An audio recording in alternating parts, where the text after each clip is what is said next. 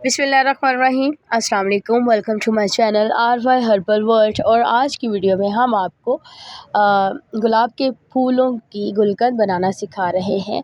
Hopefully आपको आज की वीडियो इन्फॉर्मेटिव लगेगी और मुझे पता है कि आप सबको गुलकंद बनाना आती है और बाज़ार से भी इजीली मिल जाती है, लेकिन अगर आप घर में बनाएंगे तो साफ़ सुथरी बनेगी। जैसे कि मैंने गुलाब के फूलों की पत्तियों को अच्छी तरह साफ़ करने के बाद धो लिया है और एक मलमल के कपड़े पर या किसी भी अखबार पे डाल के आप इनको थोड़ी देर के लिए ड्राई कर सकते हैं। जब ये पत्तियाँ धुलने के बाद अच्छी तरह आप ड्राई कर चुके तो फिर इनको एक देगची में डाल दें।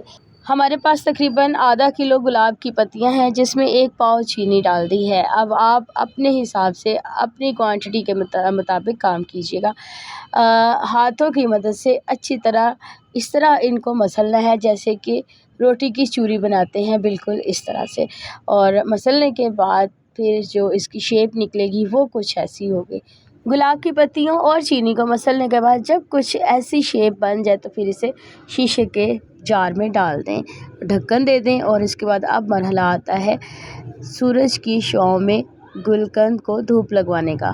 तकरीबन 3 दिन धूप लगवानी है और उसके साथ साथ चम्मच से हिलाते भी रहना है। लीजिए, मज़ेदार से गुलकंद तैयार है। गुलकंद कब्ज़ कुशा होती है, मैदे की इस्लाह के लिए बेहतरीन है।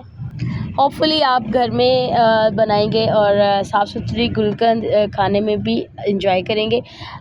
कमेंट्स बॉक्स में अपनी राय का इज़हार करते हुए हमारे चैनल को सब्सक्राइब भी ज़रूर कीजिए। बेल बटन भी प्रेस कीजिएगा ताकि आप तक नोटिफिकेशंस पहुंच सकें।